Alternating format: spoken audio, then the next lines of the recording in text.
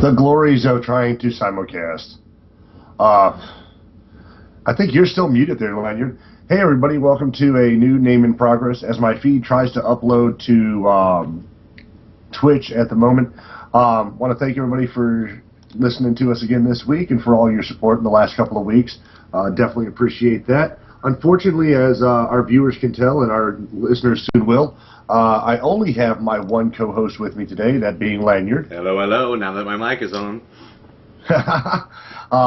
Kevin went to a trip into the land of the pagans, and unfortunately has not made it back safely yet.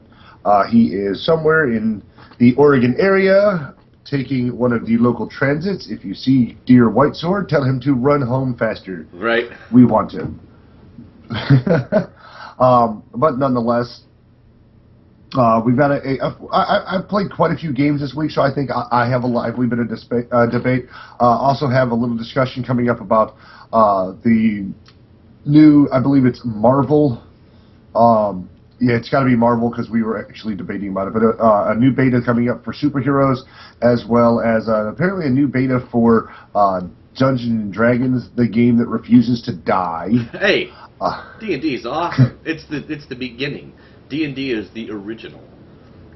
It's where all our MMOs came from, is D&D. Meh. Don't get me started on my own man on the time.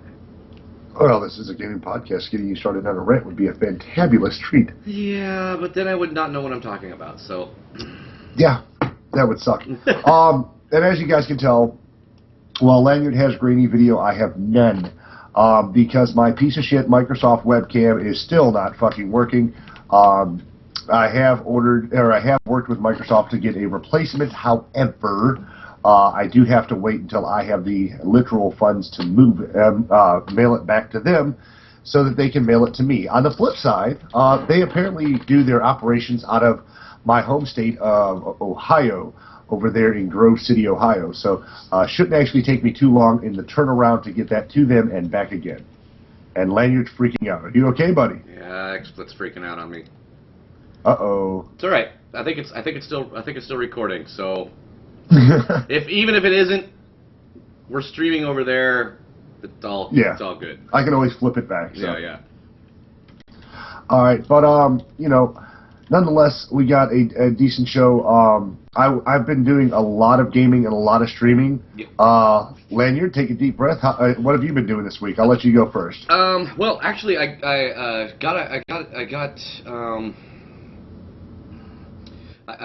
did some SimCity, and went into my town and played with my town, and it's doing okay. You know, it's kind of growing slow,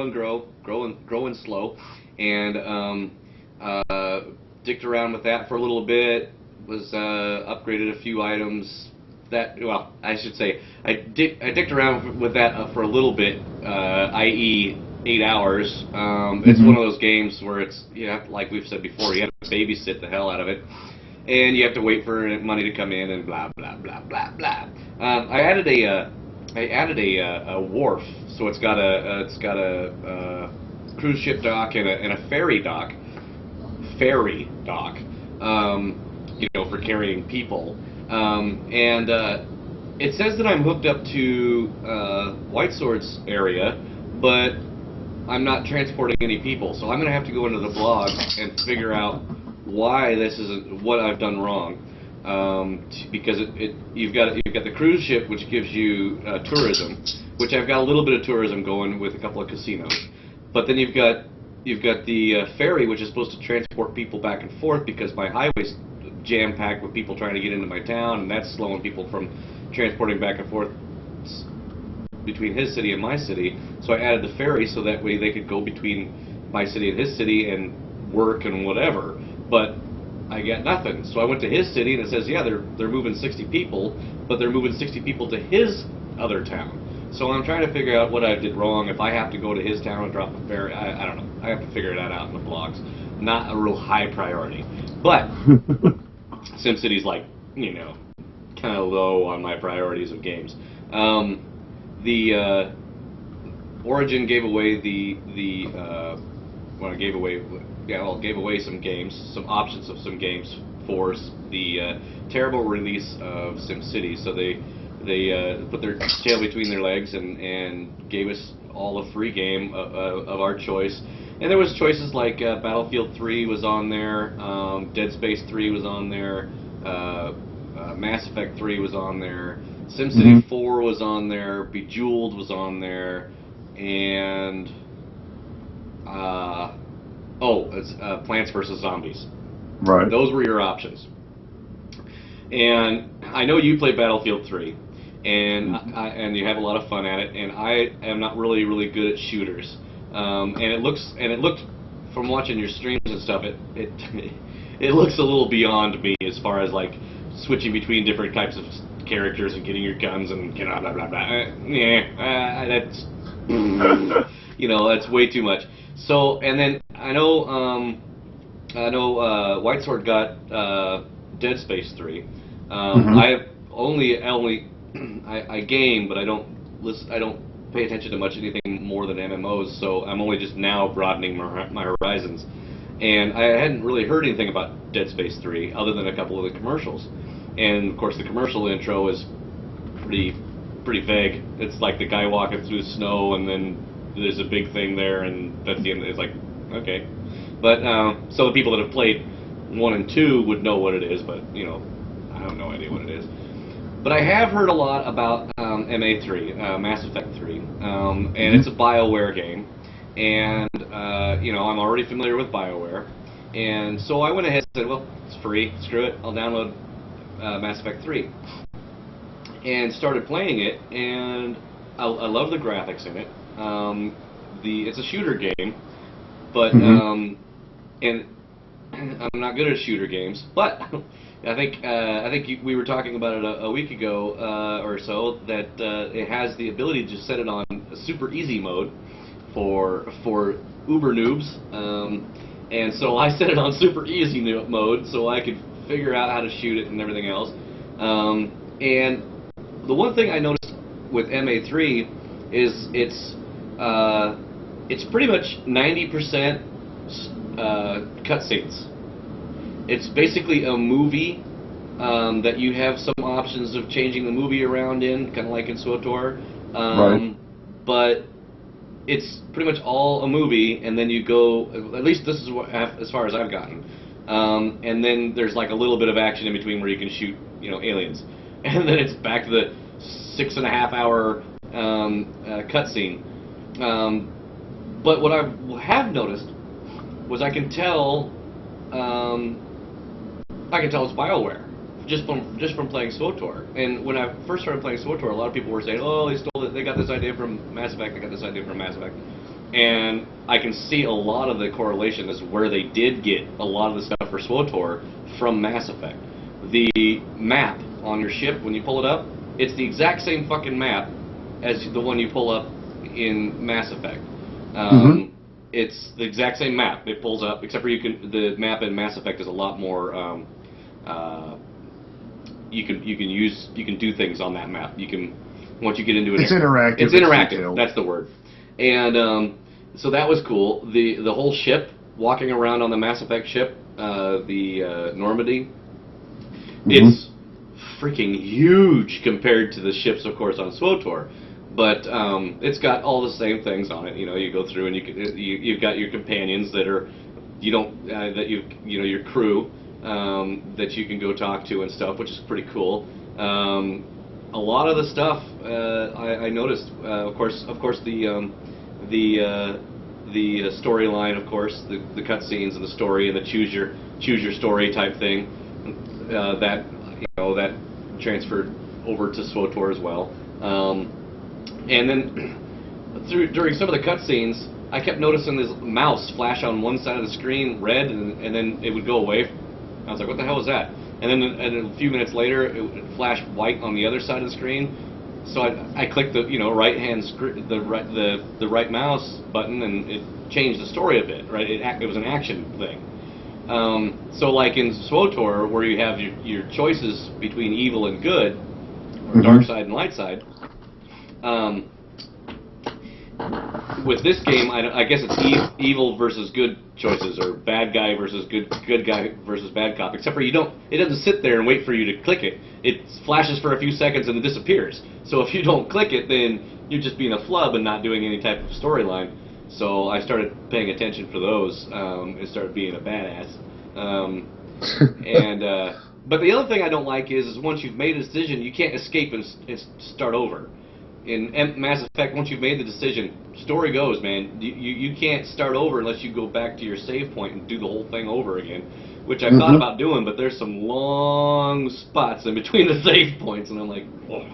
So, but I'm really having fun with that. I was on that last night for hours.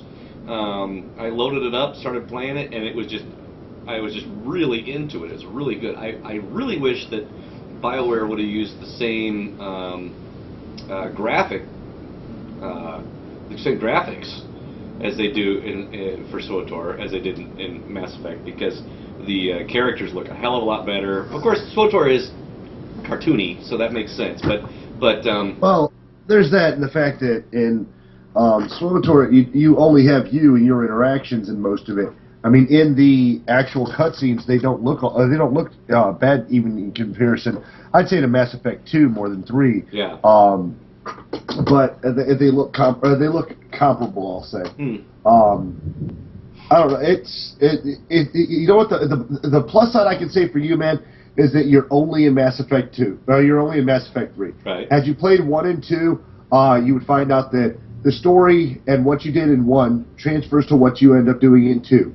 When you're done with 2, it was supposed to transfer into your decisions made from 2 as to how 3 broke down. Unfortunately, as most people found out, without downloading a content patch, you couldn't get the option to change the ending based on your decisions. Oh, it was the ending. Well, isn't this the game that like the ending is the end for Mass Effect on this one? It's supposed to be. Yeah. But the way they had it was the way the system worked was as you play through, and you'll find out, I'm sure, because it takes quite a while. It took me quite a while to finish Mass Effect 2 the first time. As you go through, you can actually do different missions, and at the end of 2, you're going into the main hive and trying to destroy it, and it's sitting on the outskirts, literally, of a black hole. And by the end of it, you've got to break up your crew into 2 teams and decide which team you're going to go with. And as you're going through the objectives, you might lose, a person or 2 here. Yeah. You might lose a person or 2 here, but when they rendezvous, you're basically paying the cost for that. You might have lost someone who was into cybernetics, so you're unable to access a control panel, so you have to take a longer, more aggravating route around. Or you might lose the person that you had as a love interest, and the person you shunned in favor of that love interest Ash. might end up being the one you're stuck with. Ash? Is that the one you're supposed to have a love interest with? I don't remember all the character names from the first, from the second one. Ash is like this. I know me and the nephew tried romancing the spiritualist counselor and Jax, because Jack was a complete psychopath. God, was she fun! Well, so far I've got Ash, which is a dark-haired girl. And it looks like, because when you're putting your character together, of course, I hadn't played the first few games, so it looks like you were actually able to transfer your character's storyline through the 3. And of course, I didn't play the first 3, so I'm starting off completely fresh. And it's kind of cool. You choose. It kind of reminded me a little bit of Eve. You choose whether you're a spacer or born on Earth, or you're a colonist. Apparently that has something to do with the story, and then you choose whether what has happened in your past. Were you, were you grew up a tough guy, or you kind of, or your parents died and you lost everybody you knew and that's affected you. So those are a couple choices, and then another one is your crew loss. Did you lose all of your crew, and that's been affecting you? Did you lose Ash, and all you have now is this other guy apparently from the other crew, Kyle or something, and you guys are working it out? Or did you lose the Kyle dude, or whatever his name is? I don't know if it's Kyle, it's K, and now you and Ash are trying to work it out. So I picked that one. I was like, yeah, I'll work it out with Ash. So to start the story, when you first meet Ash, it's kind of like one of those standoffish, like, oh hey, you know, nice to meet you, Commander, blah blah blah, General, you know, that type of thing, and it's kind of like one of those tense moment type things. I was like, okay, where's this gonna go? And then shortly into it, you know, I'm running through trying to chase this alien chick down, and she beats the shit out of Ash and puts her in the hospital. And I haven't seen her since. So it's like, so that's not going anywhere. But I've got that, and I've got some blue chick named like Edie, or no, not Edie is the computer. Lei or something like that, Aaliyah or something like that. This is a blue chick, which in my opinion is hotter than Ash anyway. And then some super duper buff steroid guy. I mean, he's got like muscles on top of muscles, and you know, and he's just really big. And I've been talking with him. He's in my crew, and then I just picked up one of these space alien guys with the kind of a funky face, and picked up one of those as my crew. So I got and then Edie turned herself from the computer on the ship, from an AI computer on the ship to now she's some, you know, android walking around. So that's about as far as I've gotten is with them. Oh, you building the house over there, bud? No, there's some thunder crack going on in the background. Oh. There's the mud. Oh. Ben. Poor Benny. This is name in progress, not whiner in progress. This is not. We should have just. Oh, I was gonna say we could have put Ben on camera, and then we would have had a third person. But the camera doesn't work anyway. Today, yeah, I'm having issues, so I think it's because... Not you. You're having computer issues. I'm having recorder issues. Oh. My house refuses to be quiet while I record. Yeah, your mic's picking up better than mine today. Yeah, which is disturbing. Maybe it's because your camera's not plugged in. Maybe that's it. So one malfunction leads to one proper production. Right, and then and then I'm. You guys were talking about War Thunder, okay? Mm-hmm. So I watched a bit of the War Thunder videos on the YouTube, and it looks pretty good. It looks from the videos, okay? Now, right. I haven't played it yet, but from the videos, it looks comparable to World of Planks. In other words, the graphics and the flight, the moving around the map, all that looks comparable. Even the garage looks, or the hangar looks somewhat comparable. So, and of course I have played World of Planes. I suck at it, but I have played it. So I was thinking about downloading the War Thunder and trying that out. And there was something else I did. I ran my WoW out. I'm done with that, so my 7 days is up, which kind of is a bummer, but also good because I've got shit ton of other games I got to play that I haven't played. I have a year's subscription with Rift, and I haven't played in like 4 months. You know, it's like I really got to get back into that game. And I was having a lot of fun when I was playing it, and then of course I started doing other things, and you just haven't. But so that's about it. Yeah, that's. Oh, and then I did a little bit of Scarlet Blade, but I talked about that last week. So yeah, that's it. What have you done? Well, anything? Did you do any Star Wars or anything? I didn't do any Star Wars. I didn't do any Star Wars yet. I haven't done any Star Wars yet. Well, I've actually done a lot.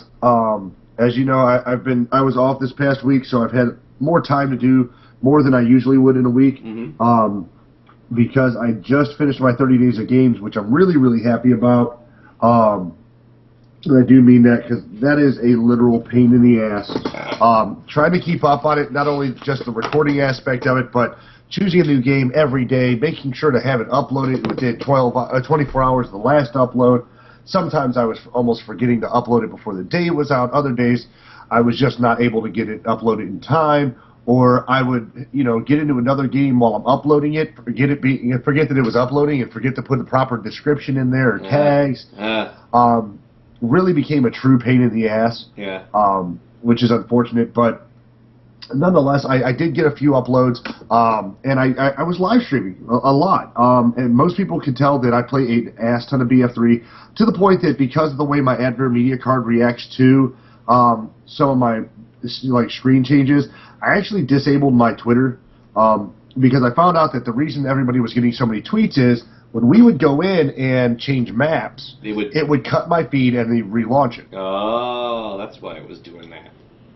Yeah. So if I wouldn't change it, say, so that I never actually left the map, yeah. it wouldn't do anything for me, which kind of pissed me off. Or it would keep feeding it out. So I'd go, oh well, I've got a 30-minute match here. Oh look, 45-minute match. I'm going, why do I have like 95 matches posted today? And then that's what Kevin was talking with my Twitter spam. Holy crap, you are getting some thunder over there. Yeah. I can hear it too. I was like. Yeah, and the best part is it's supposed to be thunderstorms all Sunday. So my first day back to work, straight to thunderstorms. Get the boomers. Do the boomers. Indeed. But no, I've played a ton of BF3, but I'll get to that in a minute. Obviously, I worked on, I did a World of Tanks stream for about 3 hours the other night. Before my friends started asking me about, hey, want to play some BF3? And I'm like, oh, fuck yeah. Well, don't get me wrong. I do like playing World of Tanks, but when you're playing and you go through all of your tanks and you're like, okay, yeah. I've played artillery 4 times, and I've played this light tank 4 times, and like I'm trying to... Holy crap, dude. I live in a structure slightly better than a mobile home. Yeah, I was going to say, is your house going to survive? I don't want to be doing this by myself for an hour and a half. I'm terrible at that. If you go out, the show's done. Well, that's it, guys. I'm gonna go play. But I really wanted to get into World. I really do enjoy playing World of Tanks. But there's only so many rounds I can go where I'm like, ooh, look, I spotted 3 people. Boom, I'm dead. Yeah. Oh, look, boom, I'm dead. Have you been watching any of the videos that I've been retweeting or linking for the World of Tanks Academy on kind of like it'll pick a certain type of tank, like a artillery or a light tank, medium tank. Scout was the recent one, and it'll kind of give you a brief overview of how Scout works and some tricks to the trade type of thing like that. Have you watched any of those? I mean, I know you like to just get out there and play, and I do the same thing, but it's kind of nice to kind of look at those and go, oh, I never thought of that. Well, I'm lucky in the fact that a lot of my viewers are more than happy to say, hey, scrub, quit screwing it up for the rest of us, give me instructions. Yeah, okay, well, that helps too. There's one guy that helped me out with my arties so that I'm actually getting much better with arties. Oh, good. The bad problem with those is, one, watching video made from some asshole playing an artie is fucking ass. Yeah, it's dull. I mean, you might as well be watching an RTS. It's dull, yeah. It's dull. In slow-mo. Yeah. Because you're just looking... Okay, there he is. Okay, firing. Yeah, and there's literally no sounds to it. Like if you sort of go over the spot where a tank caught fire, you're right. I mean, I did get to the point where I was watching terrain, and I was able to actually track a guy driving around the side of a barrier because he was rolling over the barrier. Right, because he'd knock it through a fence or knock a tree down, hit a house. The other thing with the arties though is the reticle, the whatever it is, the reticle. Yeah, that thing. It's round, right? Well, if you're not on perfect ground, it'll oblong a little bit, right? Like if the tank's on a little bit of a hill or something like that, it'll be kind of oblong.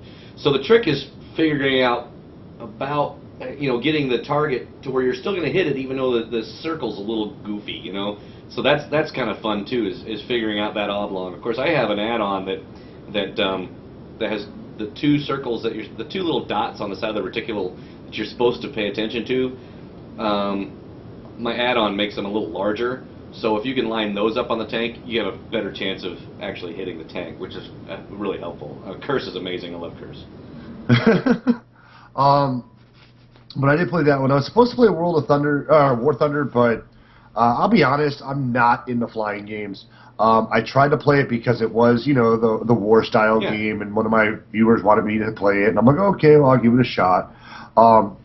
But after 3 hours of nonstop War Thunder or World of Tanks, I wasn't really willing to go into War Thunder. So when my buddy said, "Hey, dude, BF3," I said, "Fuck yeah." Get out of this tank. Give me. Yeah.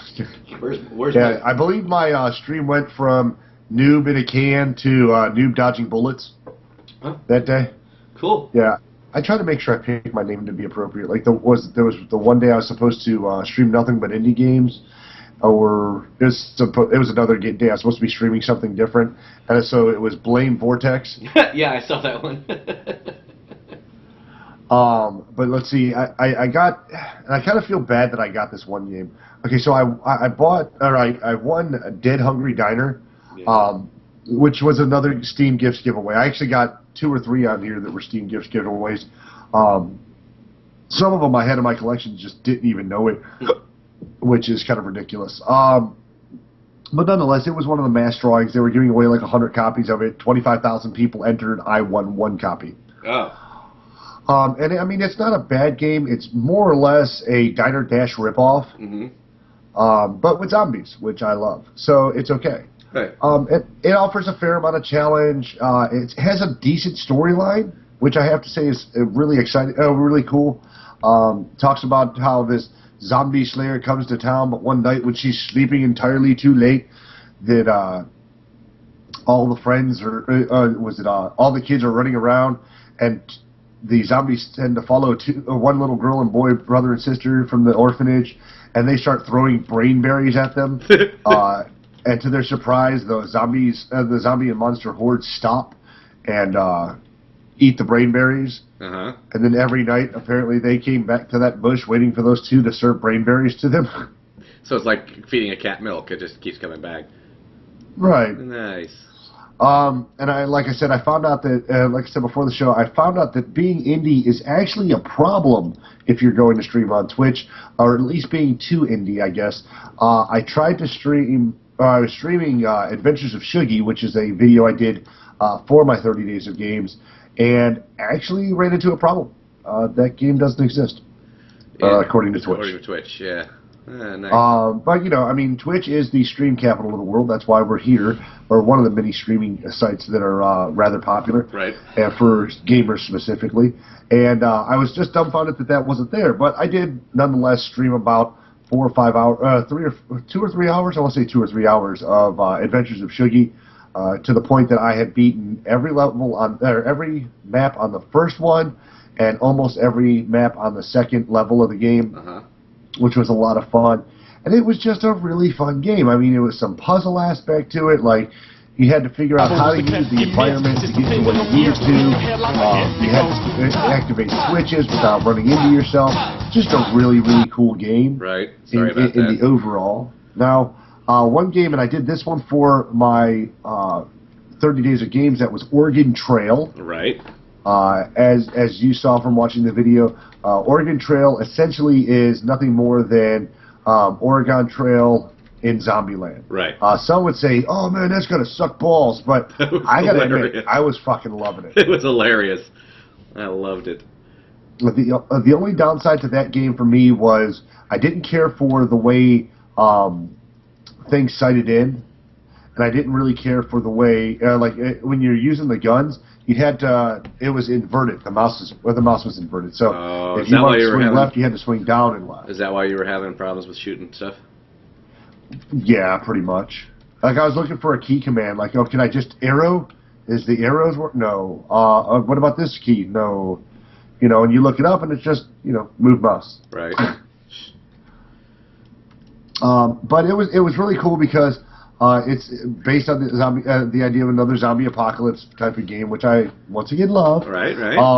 And it was just a ton of fun to play.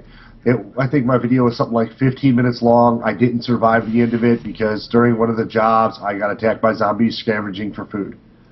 Yeah. And it was finally the last bite. Yeah. It was Zombie Bear.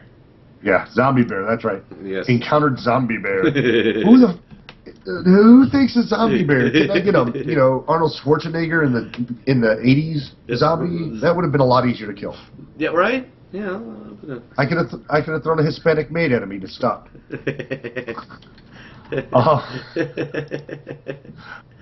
Never. Oh, you know what? Fuck you, Twitch.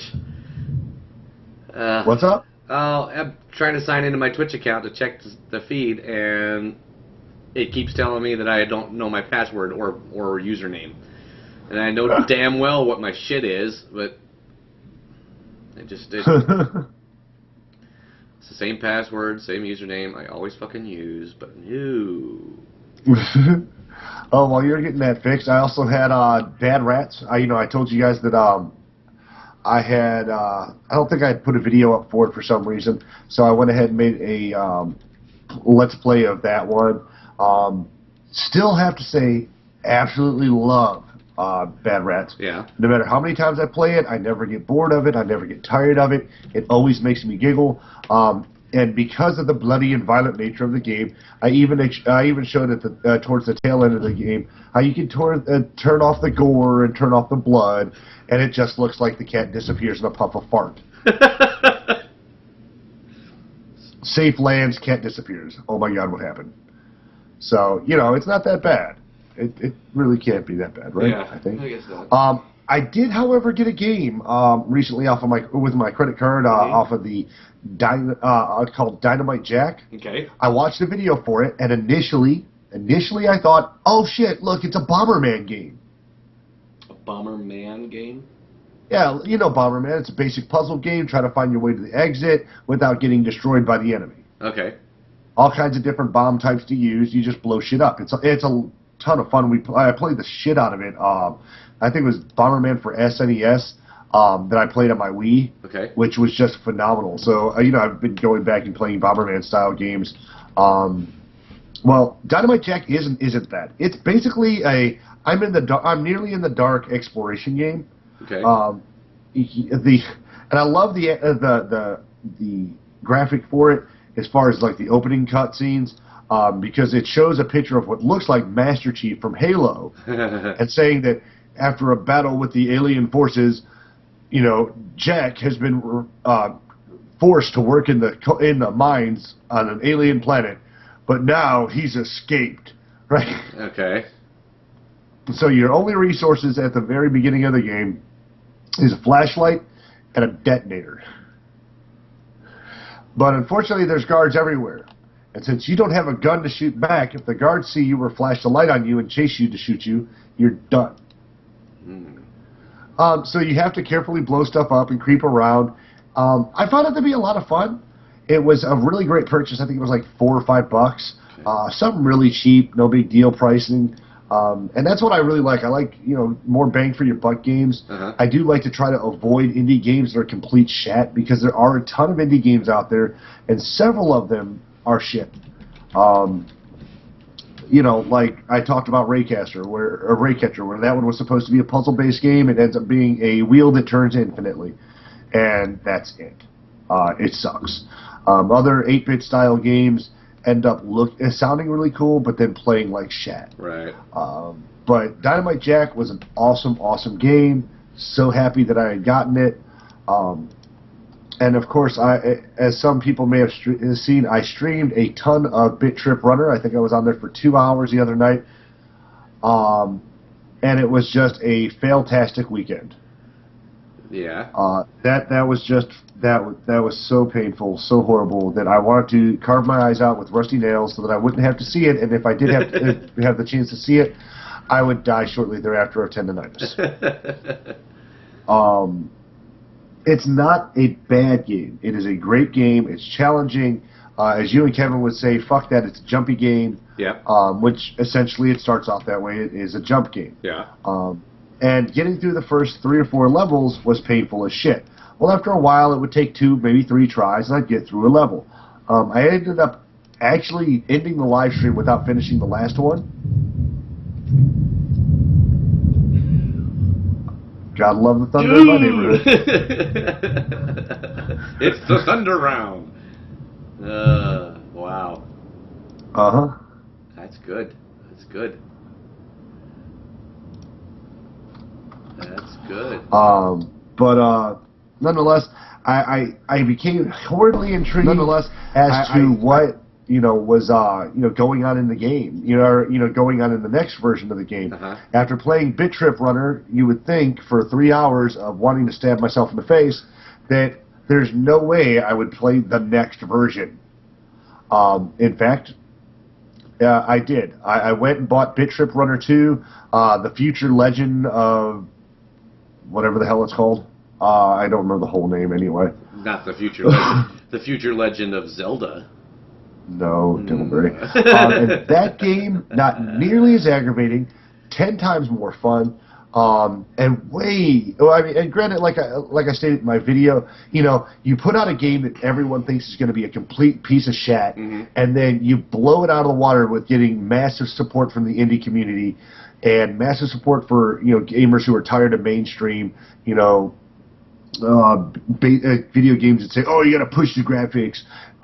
It's got to be like first-person shooter. We're not going to be able to kill everything, and I got to have like 85 buttons to use. With this, it's literally like I think by the end of the game you end up using 6 buttons, and most of it's spacebar. And if you have an Xbox 360 USB controller, like I'm going to show it to the camera, that's not fucking working, dumbass. It looks like one of these, but different. Yeah. Oh, wow, calculator. That's the oldest looking calculator I've ever seen. Jesus, what are you going to pull out next? An abacus? Maybe. He's trying to see if he's trying to, do I have an abacus in the house? I don't have an abacus. But, I went in there and I really wasn't sure what to expect. I was excited because it had the basics. It had the jump. It had slide. Then you have this rotated thing you do where you go into these pendulums, basically. You run up the side, and it loops around. It was just so much fun. Yeah, that would look like a lot of fun. You know what I liked about it was that every time you did something in the game, captured gold, went downstairs, went upstairs, slid, went around the loop-de-loops, it would affect the music a little bit, which I thought was great. Like you would do the okay, so the music's playing, and then as you go downstairs, every time you dropped a stair down, the music would go down an octave, which I thought was kind of cool. And then you catch the gold, and it makes a little ring, and then if you hit 2 or 3 golds in a row, it would be like a ring, and then a ring, and a ring, and then it was kind of cool. I liked that. That was really neat. Yeah, and that's what I like about the game is it's music. It's got a very musical undertone. The first one, the music does, it's very 8-bit, and I understand once again. It's supposed to be. Once you started, it was the premise for this game. It's based on an 80s style arcade game. It's based on fucking, I wouldn't even say 80s style. That it was more like what the hell was that terrible game? Pitfall? Yeah. That was like my favorite game on Atari. I've got that. In fact, I've got the Atari. What is it called? Retro or whatever. It's got every Atari game in the one console, and it's built on a little. It looks like a 2600, but it's a lot smaller, and it's got the sticks, and that's the only thing I play is Pitfall. I actually when I remember I was really young, they had a competition, and I don't remember who was who was doing the competition, but it was you had to play Pitfall until the time ran out and not lose any lives, and then get the highest score you could, and then you take a picture of it before you had screenshots. You had to actually take a picture of the TV, and then you mailed it in for the contest, and whoever had the highest score with those would win the contest. I didn't win, but I did get I ran all the way through and didn't lose any guys, and I spent like, oh man, half a summer trying to do that, on my grandmother's TV, which was a black and white television. So, old console TV. For you young folks, a console TV means it's a gigantic ass television inside of a big box. It has doors in front of it that close. I remember the console TVs. We had one when I was growing up. Yeah. It was horrible. It was a whole 27 inches in color and weighed something like 400 pounds. Right. You had to have like extra supports in that part of the house to hold it up. and then the UHF channel that had like, you know, of nothing. There was never anything on UHF. I don't know why they even had that ability to get those channels, but nothing was ever on those channels. It was 2, 4, and 6 for me, and 7 if I was lucky. So, which was ABC, NBC, we had CBS, 43 and 55. PBS. That was it. 25. Really? Wow. Yeah, well, we were in the city. We weren't in the fucking sticks like some people. What did they play in the city? Fucking Wayne and Garth? I mean, what the hell? What the public access TV? I mean, what the hell were they playing in this? You know, what would be different? You're 5 years younger than me, so Public broadcast channel. Fox would have been on when you were a kid, because it didn't even start till I was in high school. Well, the channel that's now known as UPN in Ohio was on both 43 and 55 at one point, and then they separated. But yeah, we had a few more channels up here. I remember. But it's okay. I remember having to go to bed at like midnight because there was no more TV. Couldn't go to bed at midnight, man. That's when that was the time to watch Big Chuck and Little John in Cleveland, buddy. It's at midnight. That after the national anthem, they would not. It was test bars or static. That was it. Yeah, we Big Chuck and Little John was one of our first all-night programs, which was just fantastic. Our first all-night program was Video Hits 1, or not VH1. What was that other? It was like it played music videos from like 1 o'clock in the morning till about 4 or 5. I think we used to have a Canadian channel that popped in like that. But no, back to the subject. Now, I'm just obsessed with music, or music games, and the fact that Bit Trip Runner is both a basic platformer and a music-based game is really fun for me. And the new one is just beautiful. I mean, I love the design where the background was almost a 3D design in Bit Trip Runner, and the foreground was very static. Yeah. But now there's the small touch of the 3D animation to the front end, and the world that's constantly moving in the back that's damn distracting. And I think that's the hardest part about both Bit Trip Runners, is the background is so interesting and there's so much shit going on there that when you get really into the game, you start to lose yourself into the background more than the foreground. Right. One thing I will have to say I love a lot more in the new Bit Trip Runner, thank God, is checkpoints. You get halfway through the map and it saves your spot. Yeah, you were saying that. Well, I mean, there's nothing more aggravating than getting through this, and some of these, you get, what is it? One of the last maps I had, it was something like 45 or 55, map 111 on the original Bit Trip Runner, had 45 pieces of gold. Okay. And I kept dying at about 25 pieces, so you knew I was almost to the end. Yeah. One little checkpoint, and I would have been fine. No. Other than that, the other part that I like about the new Bit Trip Runner that I didn't care for in the second one was the bonus levels. On the original Bit Trip Runner, the bonus level basically was Pitfall.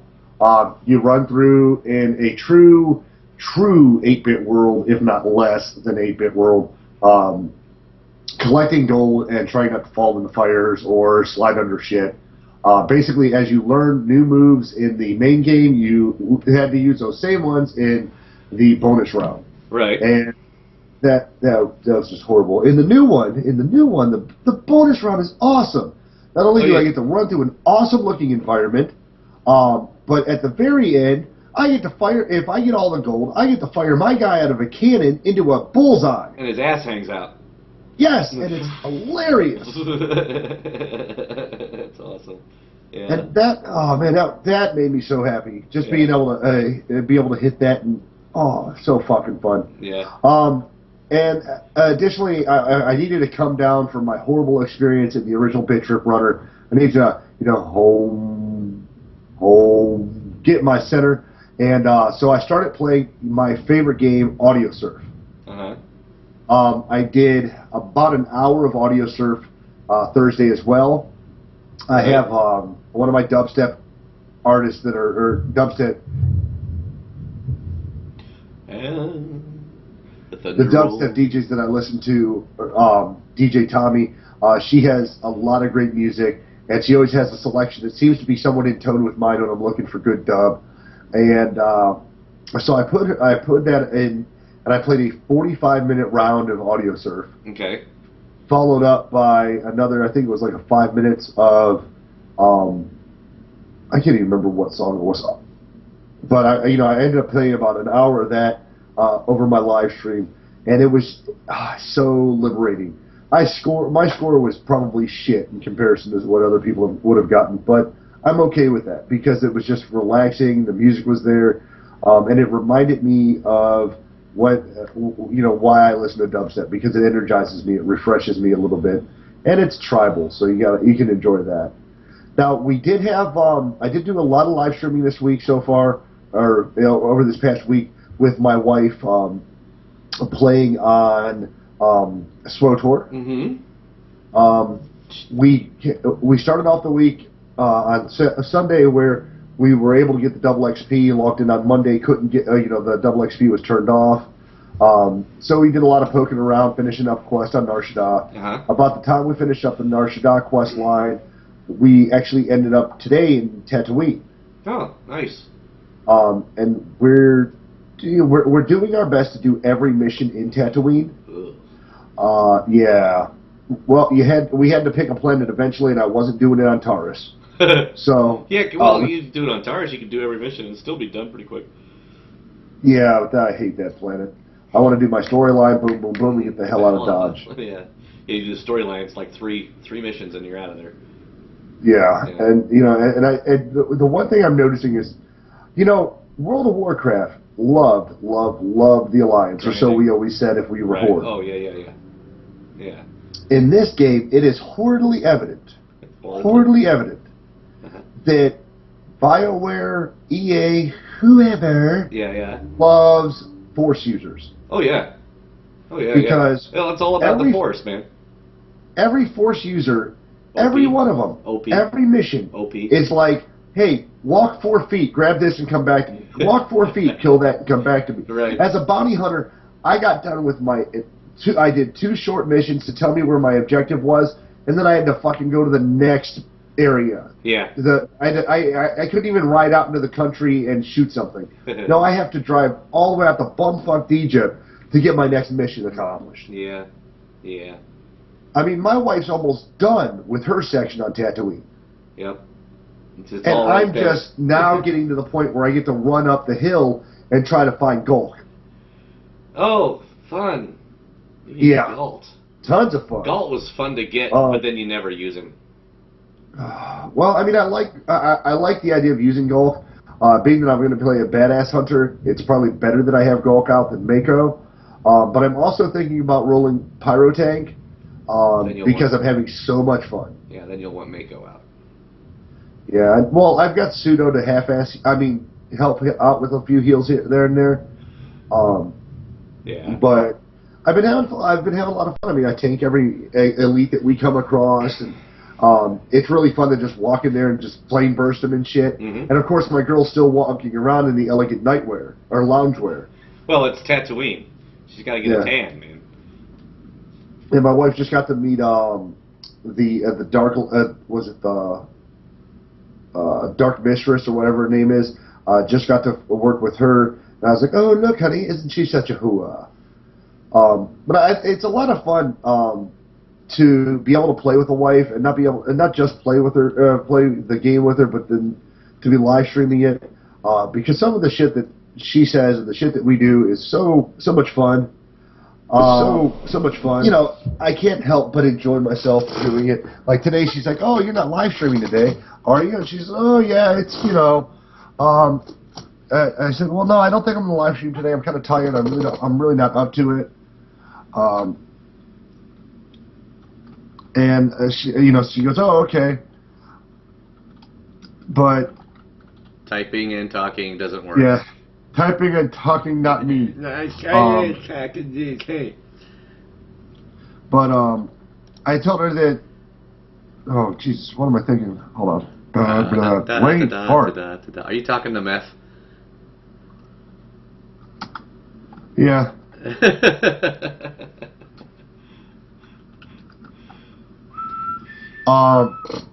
But I told him I would go ahead and stream. I was going to go ahead and stream because I'm trying to become a devoted streamer so that every time I log in, my stream starts off. Right. And that doesn't matter what time of the day I'm home. Whenever I log into a game, I'm suddenly in my stream. That way, while people can sign up for my Twitter alerts so that I can let them know manually.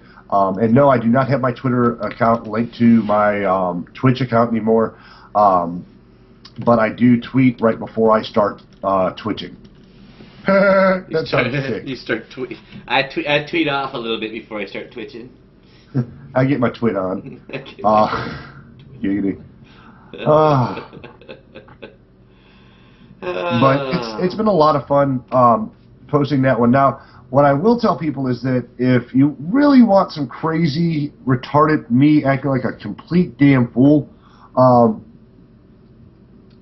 you know. Just keep talking. I'll respond. Time, man. I'll chat. Oh, okay, yeah. But you know, if people want to see some really crazy shit, come and watch my stream when I'm actually playing BF3. I know it's not the world's. It's one of the more popular games out there, and probably not something that everybody wants to listen to or watch. I suggest it because me and my guys, we act a damn fool. In some cases, you know, I've got a buddy who's really awesome, and he seems to get kicked out of every server we go to because sad? some scrubby motherfucker can't figure out why there's someone better than him. Oh. Well, I tried to tell you guys about this before. My buddy Meth, or Deadpen as he is in chat, is a really good gamer. I mean, as far as first-person shooters, his brother Vort, they're really just badass. And I'm sure there are people that are better. You just don't run across them very often. They both got really amazing hand-eye coordination, very good Twitch-style gamers, and very situationally aware. Uh-huh. And I know that I think both of them use 1 or 2 monitors, so they have a little bit wider scope of view. Uh-huh. But there's also things that they picked up from years of playing these games. Like, yeah. In your case or my case, where we did grow up on games, just not first-person shooters, right. We have a different way of looking at a game, even as we progress in our learning of the game. Right. Whereas someone 10 years younger than me was basically birthed on Halo. Right. And birthed on Halo, whereas we got Doom, and not Doom, multiplayer. It was just Doom. Yeah.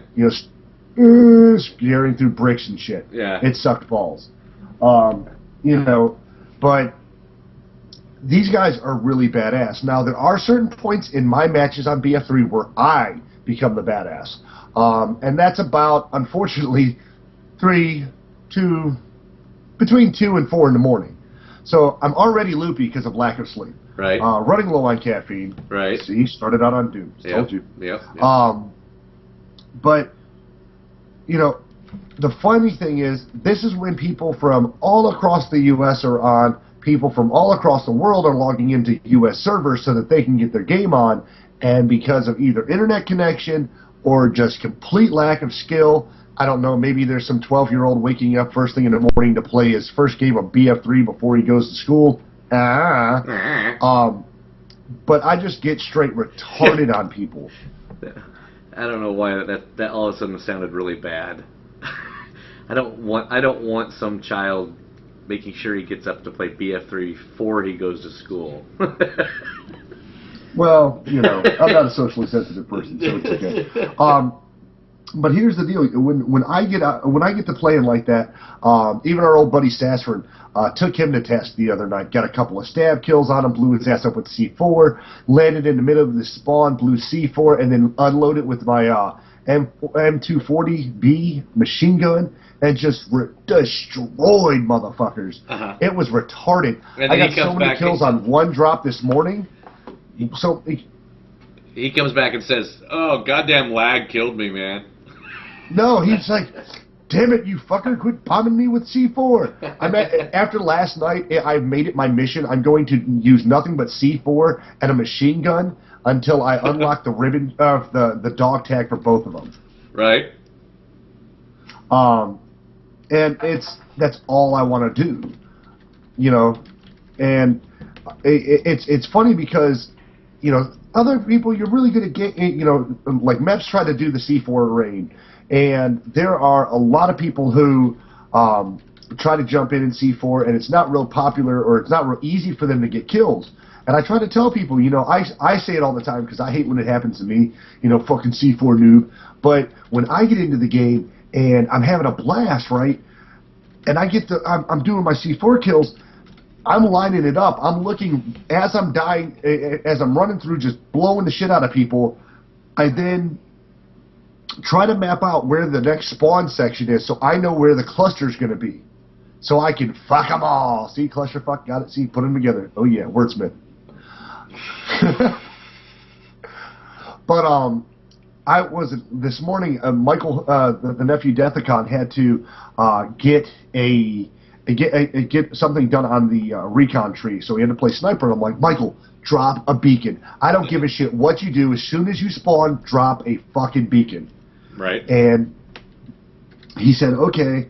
So I started giving him tips. Okay, that one sucked. You got to face it a little bit this way, or no, put it back here. And he would fix it, and every time he'd get me a slightly better angle. And I'm like, that's fucking beautiful. And I was one of the times I dropped C4 and unloaded right as they started spawning on the train. I didn't even know that's where they were yet. Michael just said somebody had taken over train. So I was going up there to take care of that one person. I laid out 5 bricks of C4 and unloaded 200 rounds of hell in a heartbeat. As soon as I landed, I got so many kills, the screen didn't stop blinking. Wow. For something like 2 minutes. Jeez. So I killed probably 12 people in just that easy. Right. And I told my nephew, I said, I don't think I've ever loved you as much as I do right now. I'm like, if I get, and I love my nephew but he tries really hard to play, and I get dubstep or some metal going. Lately, it's been dubstep just because it's not as annoying in my ears as some metal tends to be after a couple of hours.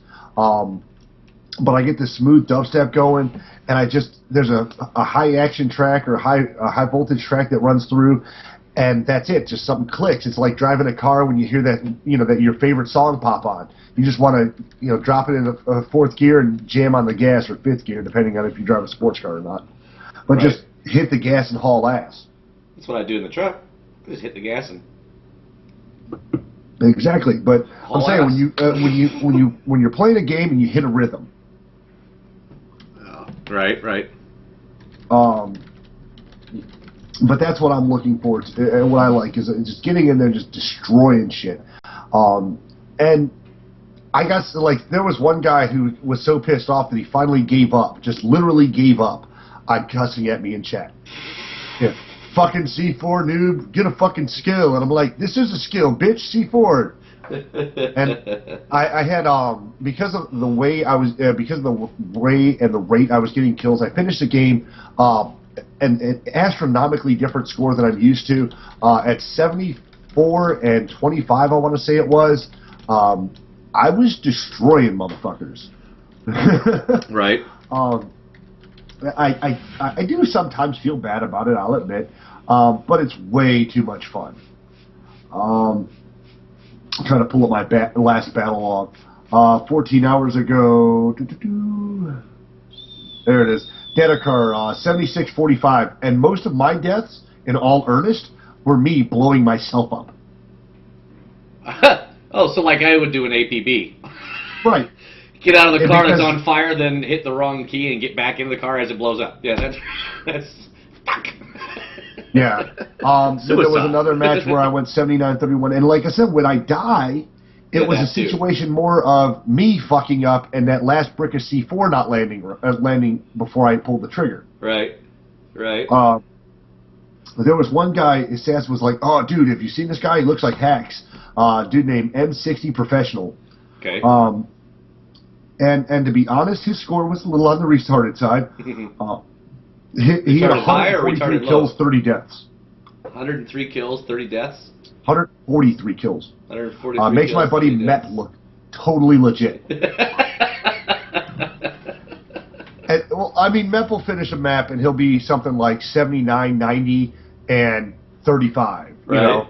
So he's got a 3.0 KDR some maps. And it's really easy because you get into a map and there's some hours you're on with the pros, the guys who are living this shit.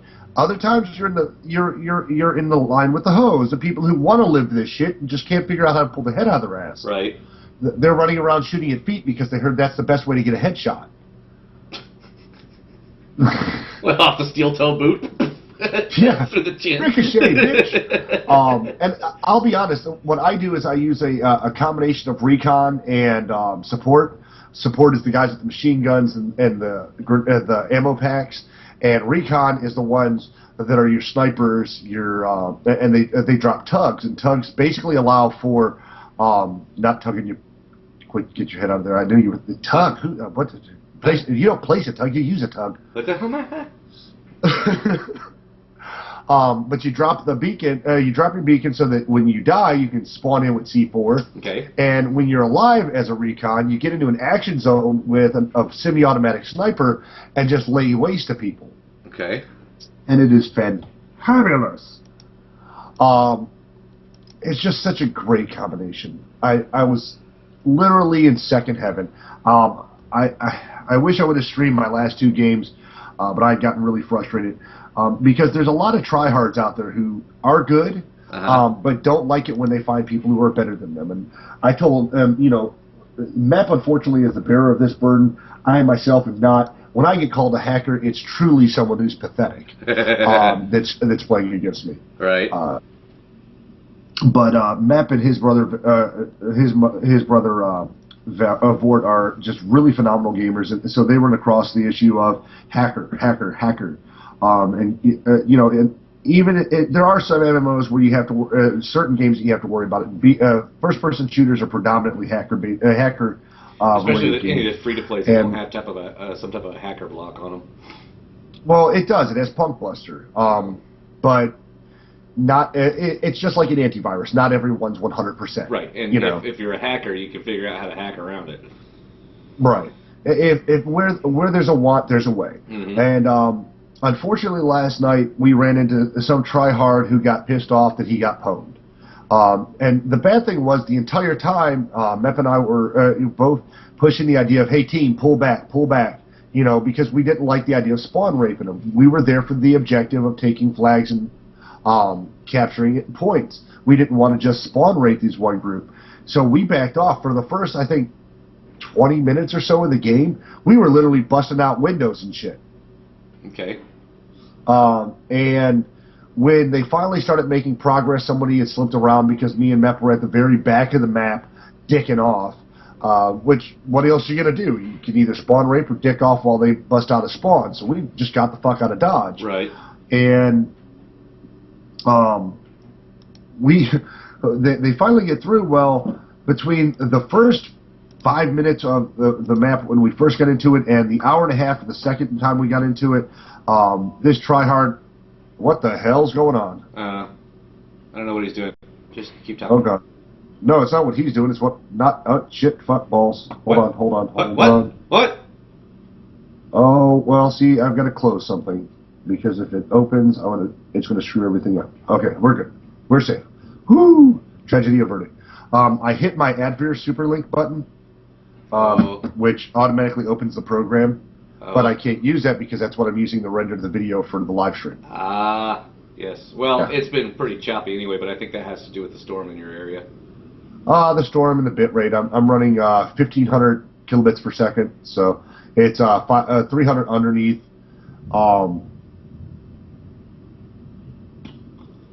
Either Twitch, global setting, or podcasts, or your podcast projecting links in chat. No, it's Twitch setting. Enabling links in chat makes you more likely to have people streaming or have people spamming chat. Spamming chat, yeah, we don't want that. And since I stream too much, yeah. But anyway, so he ran into this, and I play on the URock servers for. I've been playing there for almost the entire time I've had BF3, and I play all the time. It's a good group of guys, tend to not be a bunch of whiners. Unfortunately, he got globally banned from all URock servers, and when he petitioned the guy who's in charge of URock, He said, yeah, well, better safe than sorry, your shit looks out of whack. And it pisses me off more than it does him, and it's because I have a complete inability to stop being angry over stupid people. Right. If someone's fucking better than you, just admit it. Yeah. I've gotten camped, I've gotten destroyed, just admit it. I admit it after I get done QQing and rage quitting. And then I'm like, well, maybe I just suck at this game. But not until after I've called him a hacker. Okay, so the first game we played together last night, Matt put in here his deadpan, and he had 107 kills, 26 deaths, an overall score 1606. So he's got a death to kill ratio. In other words, how many times he died to his kill ratio of 24%, which isn't bad. But the numbers you gave me on the last guy was 20%. So yeah. I mean, and I'm less likely to call people hacks because I've played with certain people so long, and I've seen that the only way I play better is if I play against the harder players. Right, you get better at what you're doing. Yeah. Yeah, and we had our old buddy Kentucky. I guess he's Kentucky Fried as of the last time we talked to him. In Combat Arms, we played with him all the time, and he had this horrid tendency. He would carry 5 grenades and a P90. Okay. That's all he carried. Okay. And he would run balls out through the group, dropping nades. Like if you saw him, he would.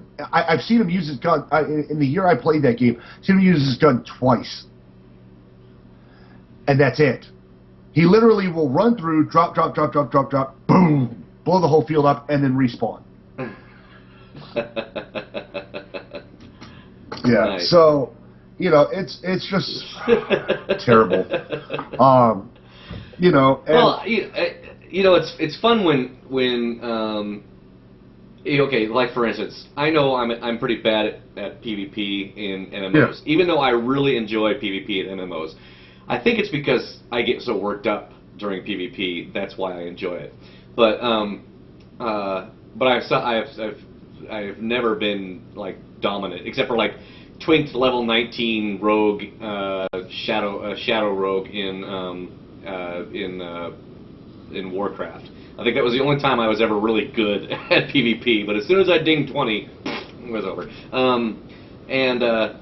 But what I like to do, I haven't played BF3, but what I would probably figure out is I suck. So I would do something like, okay, well, how can I suck but still have a lot of fun at this game?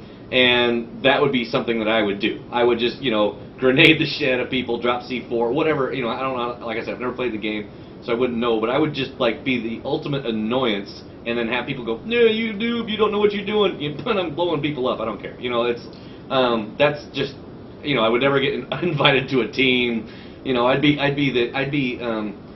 the helicopter pilot off of the A team. I mean, that's who I would. The guy that you really don't want to be in charge of helicopter pilot, but he's the only helicopter pilot you have. So that would be me. Because like in WoW PvP, I got to the point where I would just annoy people. I wouldn't get any kills, but I would annoy them enough to distract them from the other team. In World of Tanks, if I'm having a bad night, I'll just fucking start running out and ramming tanks and just being annoying. Just to be annoying, other than killing my own team, obviously. But I mean, sometimes you just gotta make. I'm really bad at this game, but I like the game, so I've got to figure out a way where I can have fun. So. But I don't know. I wish more people would admit that they aren't as good as they think they are. I myself am a terrible player. I say it all the time. Although I have had some impressive games, by and large, I earned my .78 KDR or .87, whatever it is now, because I don't go toe-to-toe every time. Yeah. In those matches, yes, I just took it to everyone. Yeah. But I was bombing with C4. I mean, what do you do to defend against that shit? My number one weapon outside of and C4 is slowly climbing this ladder, by the way. As I've got over 400 kills with C4. Jeez.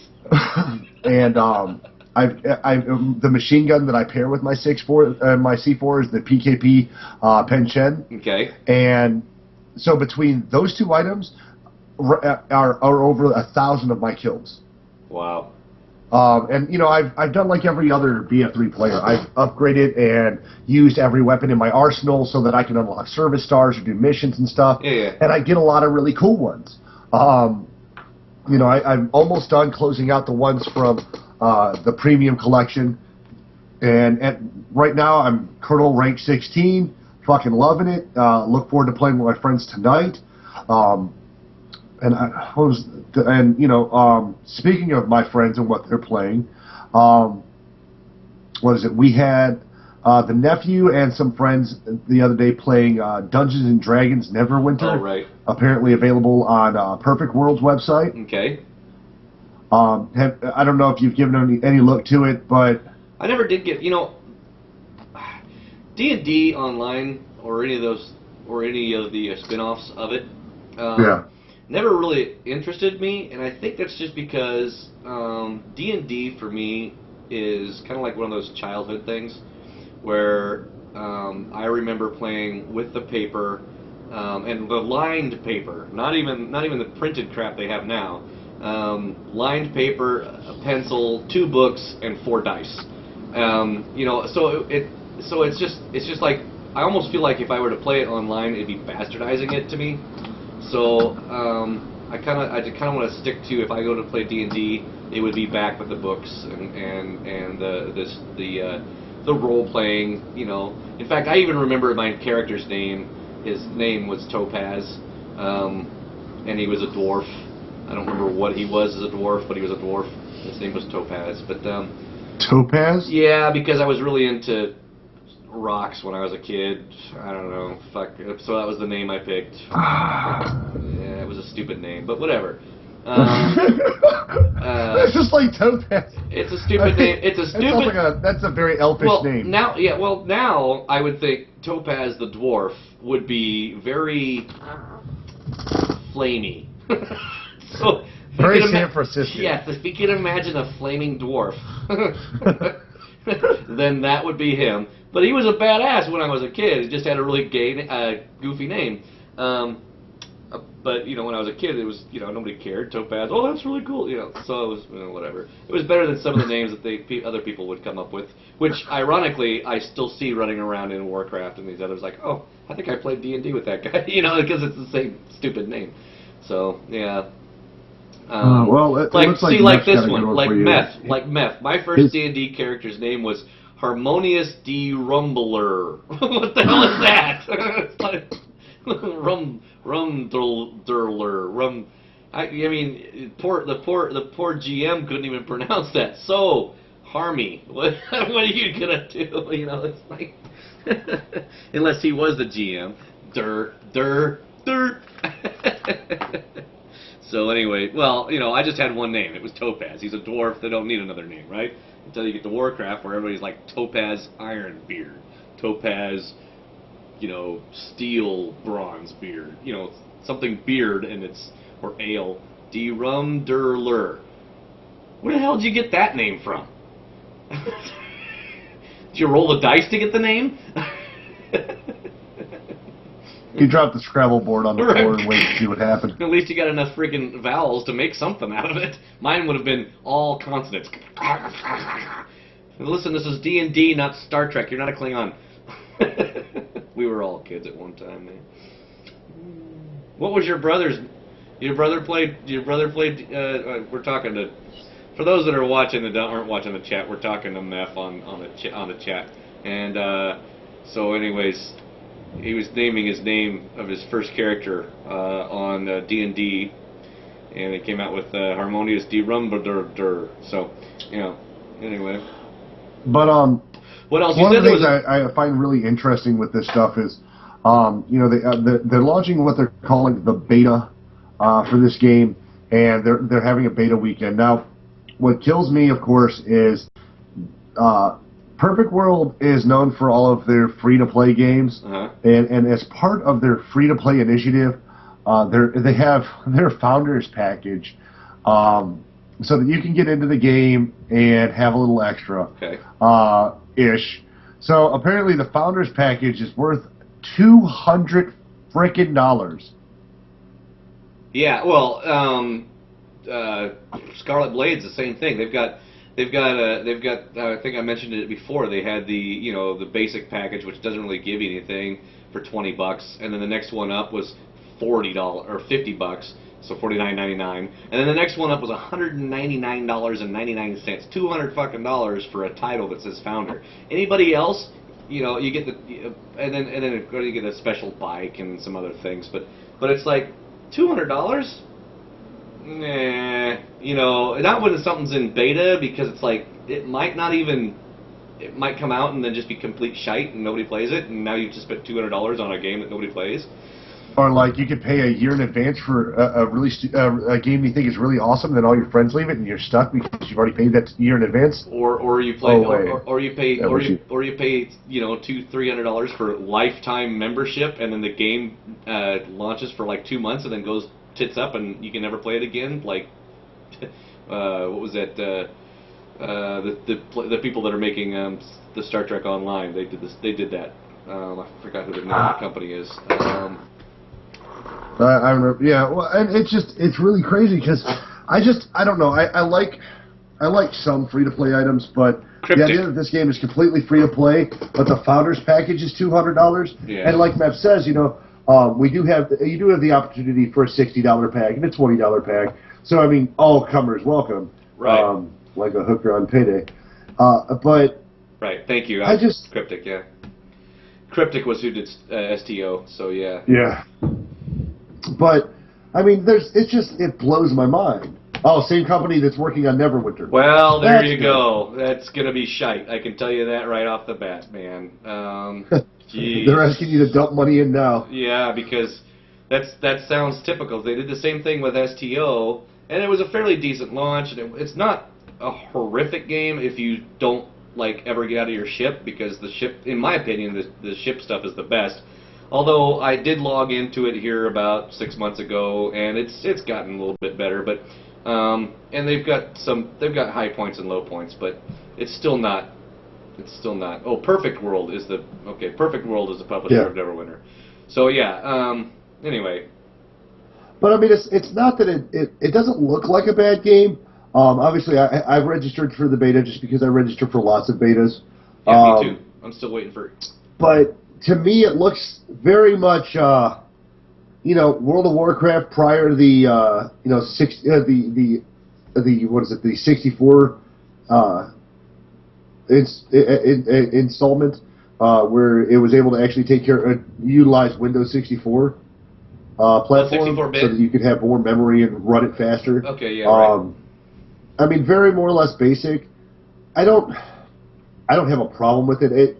It's not an issue for me of, I grew up with D&D, because I didn't even get into role-play games of any sort until I came across WoW to begin with. Right. So it looks like it'd be entertaining. Although, I've said it before, and sadly I'll have to say it again, if I'm going to play something that is like WoW, then I might as well go back to paying for WoW. And that might be a dick move, but in all honesty, what I want is what came from WoW. Yeah, but WoW isn't WoW anymore. Not like we know. WoW is not the WoW I grew up on. But if I'm going to play an imitation of WoW, I might as well play the original imitator of itself. At least it isn't after, say, level 30. I mean, after that, that once you start getting out of, I don't know, man. I went back to WoW for a while, and I enjoyed it. I did have a lot of fun, and they've changed a shit ton of stuff. I mean, there's a lot of stuff you don't have to do anymore, like train, farm. Right. You don't. I think I remember saying, excuse me. I remember saying, when I first started playing back just before 2.0, before BC launched. I was level almost 35 before I had my first gold, because you would spend so much on training and learning and everything else, but even then you just didn't get a lot of money at first.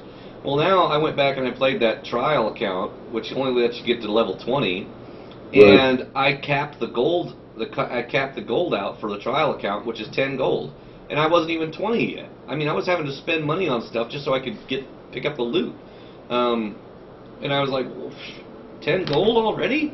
But then, you know, they increased a lot of stuff like that, but you know, they've changed so much with that game, and I guess it's part of the par and parcel. You know, it just happens. You know, and then with and like you're saying, games kind of, you know, imitate other games. And I've always said that, you know, if something works in the MMO world and it's not copywritten, steal it, because you know, the basic UI setup for an MMO is pretty much got to be the same way. As soon as it starts changing, people stop.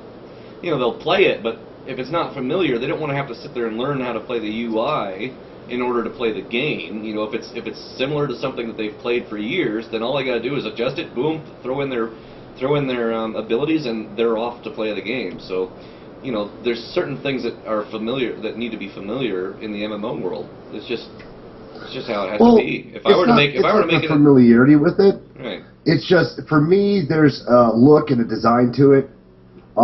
When Warhammer Online came out, it looked very detailed, over the top, and just really awesome. Yeah. So I wanted to play that for a little while.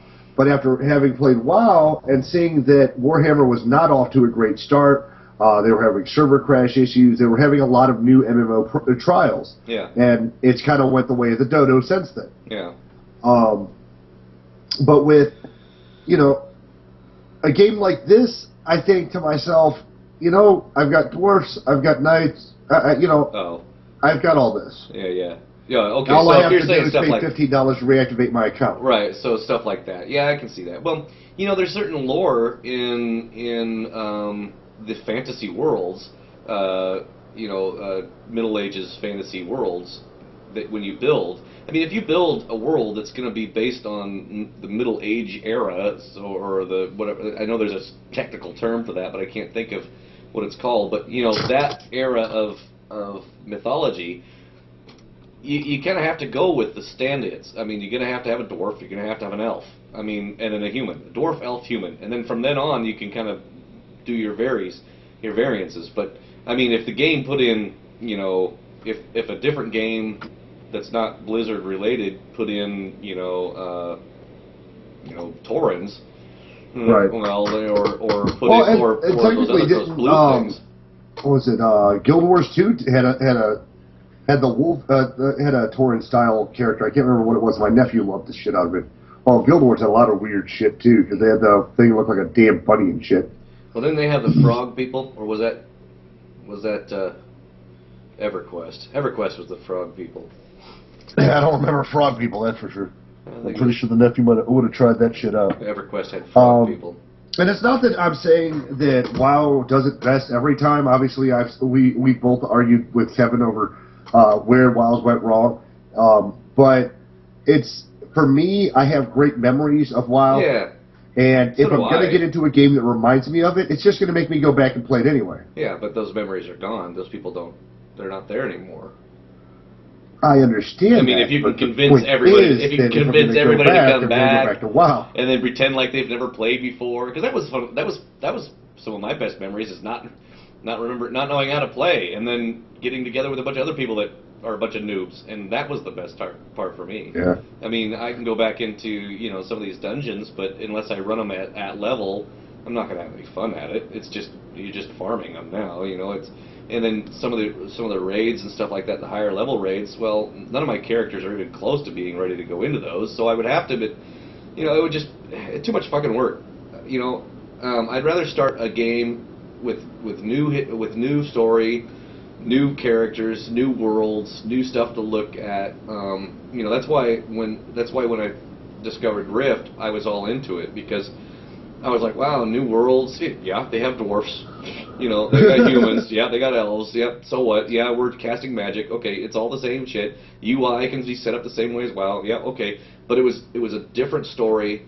They had a couple different twists in it that were really nice. And you know, and that's why I enjoyed Rift. And that was a different look. It wasn't the same. It wasn't the same engine. So you had a different look. Now this Elder Scrolls that's coming out eventually, someday, sometime. the world looks very, very, very, and the characters and everything look very, very similar to Rift. So I'm kind of, and I never played any of the Elder Scrolls games, although my father picked one up, which was weird. But so I don't know if they've just kind of bounced off each other or what. But yeah. So what you got coming up this week, there, Dad? Well, unfortunately, I have to go back to work this week, so I'm going to be limiting myself to a single video a week. And whenever I live stream, I'm holding myself to no specific schedule this week. I would like to remind people that if you want to tune into my live stream, I do kind of treat it like television. During certain hours, you're liable to catch certain games, and during the late hours, you're liable to catch only mature-rated games or adult-ish games, and me cussing like a sailor who's completely drunk off mead. Because that's what I do. Most of the time when I'm playing between the hours of midnight and I'll say 4 in the morning, I'm letting out stress. I'm just having a blast. I'm being me with my buddies, and that's what I love. Yeah. As far as the rest of the time, I'm trying to get on a somewhat of a schedule so that on my off days like Tuesdays, the weeks that we do the show, I'm on there for a little bit, playing SWTOR with the wife. Saturdays, I try to do a little bit of World of Tanks and indie games. But now that I'm coming off of my vacation, I'm not going to have as liberal a schedule as I did, obviously, while I was on. But I'll be putting up a couple of videos this week. I'll be playing a ton of BF3 on the overnights when my buddies are ready, and I'll be that's pretty much it. Yeah, sadly. So. Well, how about you? I'm gonna be. I gotta do some tanking. I keep telling myself I'm gonna do some tanking. Although there's a bunch. You know what I gotta stop doing? What I gotta stop doing is downloading games because I've just got too many. And I'm not. I like playing a game, and then I want to finish it or at least max it out. Max the level out. Whether I do the end game content is not a high priority, but I want to max the character level out. So I've got about 6 MMOs right now they're all basic level characters, and I really want to max them out. I want to do that. I want to get on tanks because I really would like to get out of the tier 6 tank and into a tier 7. I would love to get to tier 10 other than being on the test server because the tier 10 Chinese tanks kick freaking ass. So I'm gonna be doing a little bit of everything. If I can remember to live stream, I will. I have a live stream on Twitch as well. I don't care if I have followers or not. That's not a high priority for me. So, but it's Lanyard 1. It's probably gonna rarely ever be on if it is. I haven't set it up to tweet it out if I log in, so I don't know how to do that. Well, that's okay because most of your games are already tweeting nonstop. So sweet. And that's pretty much it. I'm going to work, like I said, tanks. I got to get into SWTOR because now I got new characters that I want to level up. I've got a niece's birthday party tomorrow, which is going to be a lot of fun because we're going to Chuck E. Cheese. Yeah. Oh, you get to play with the balls again. Yeah, so but it's going to be fun. So I had to drive up to Bellevue and I wish my niece a happy birthday. And then Monday. So that's me. That's it. That's all I got. Whitesword, what you got? I got dick. Okay, so that's it. I guess we'll go ahead and wrap up. Any final words? I will blow you up sometime. I'll blow you up sometime. All right. Yeah, guys, we will. Thanks for following us on the Twitch. If you got some friends that might be interested in our show, please let them know about it. Follow us on Facebook. Follow us on Twitter. Follow us on Twitch. Follow us on any social media. Pretty much anywhere. Type in my name and there you'll find us. Type in Dattokar or Dattokar and or whatever. So, all right, guys, we will as soon as I remember what button to push here, we will catch you next week.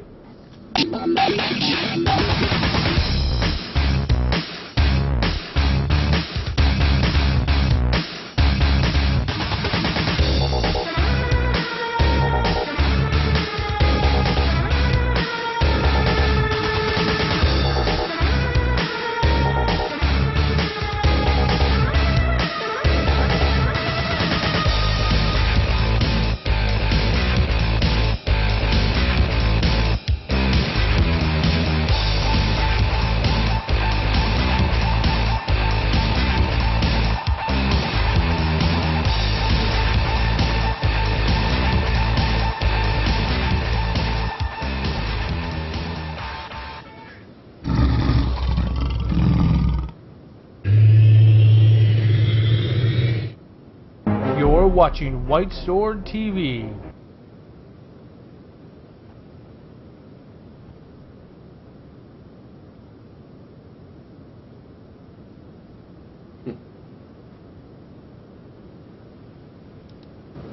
And we're up. You're